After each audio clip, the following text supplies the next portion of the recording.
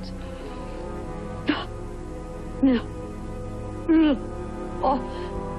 Well, obviously she's getting worse. I think we better do what I was talking about earlier, Naomi.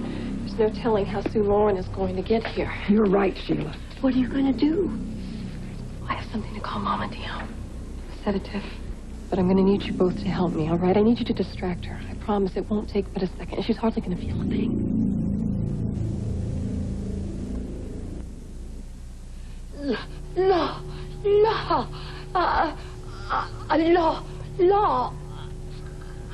Look, if you two can just keep Mama preoccupied, I can slip up behind her and give her the injection. Do you think this is really necessary, Sheila? It's for her own good, Doris. I am not going to risk my mother having another stroke because of Lauren Fenmore. Lonnie, please, do you think I would do anything to hurt my mom? I'm a nurse. I know what I'm doing. Now, you two, please, just get over there and distract her. Molly, would you like to have a cup of tea and some of Doris's nice oatmeal cookies? I just baked them, Molly. You know you love them. Look, honey, we don't want you all upset when Miss Fenmore arrives. A nice cup of tea will settle your nerves, dear.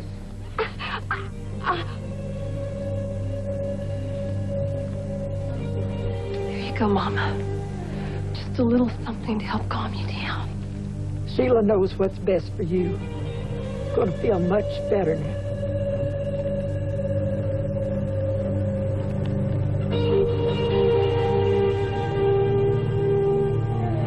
The trick. I'm sure glad Sheila got here in time to warn us about her. Maybe that's her now. I'll get it.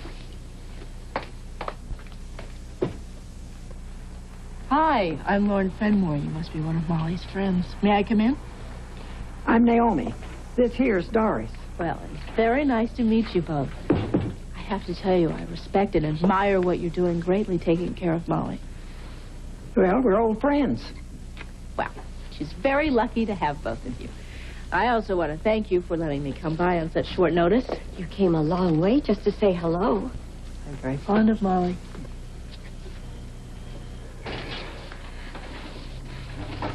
Molly, it's Lauren Fenmore. I've come to see you.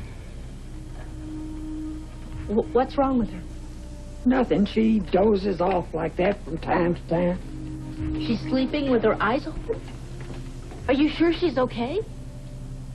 Mrs. Carter, it's Lauren. Can you hear me? I wouldn't wake her. She needs her rest. I just wanted to make sure that she was okay. Molly, come on, wake up. It's me. It's Lauren. I assure you, Lauren, my mother is just fine. Sheila, I wasn't expecting to find you here. Well, that makes us even, doesn't it? Because I certainly didn't expect you to fly to Michigan to see my mother. Just what the hell are you doing here?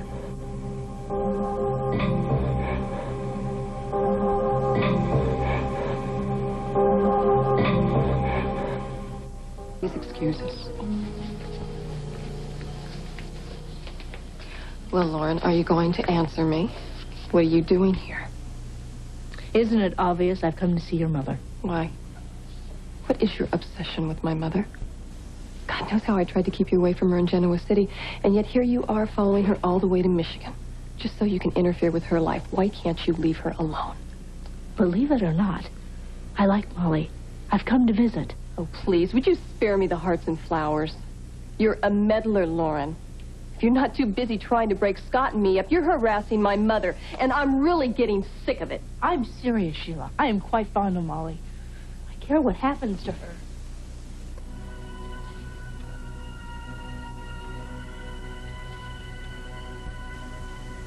Oh, no, there's only one thing that you care about, Lauren.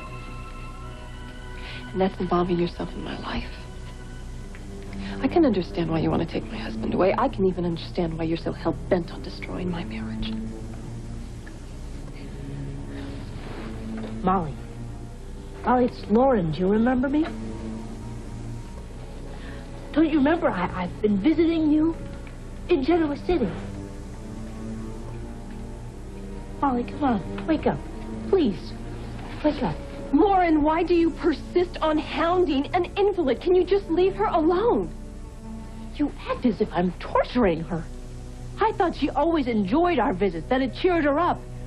And quite frankly, I'm very concerned. She seems like she's in a semi-conscious No, I state. told you she was fine. Oh, really? When was the last time you saw someone sleep with their eyes open? It isn't normal. I'm a nurse, Lauren, and I'm telling you there's nothing wrong with my mother. Besides, it's good for her to get rest like this, and if you're hinting that you want me to wake her up, I won't do it. You see, unfortunately, you came at a very bad time, so why don't you just pick up all of your good intentions and go home? Go back to Genoa City.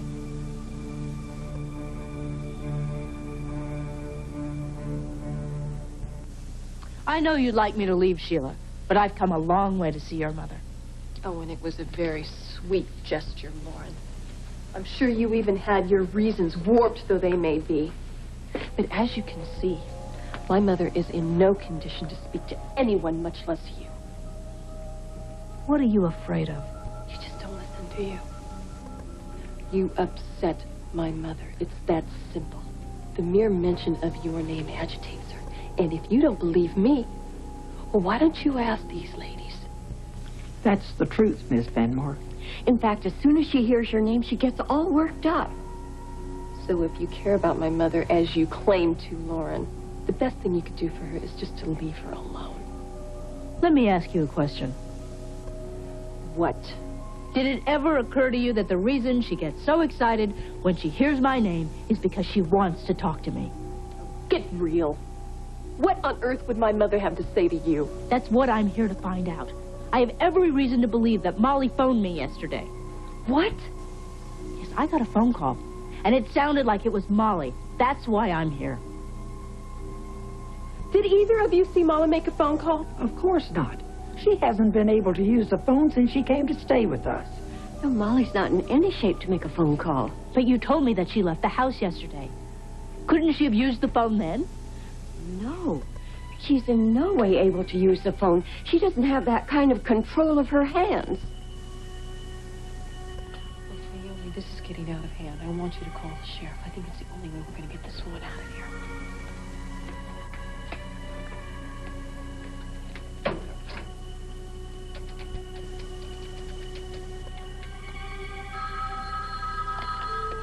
Sheriff Hagan.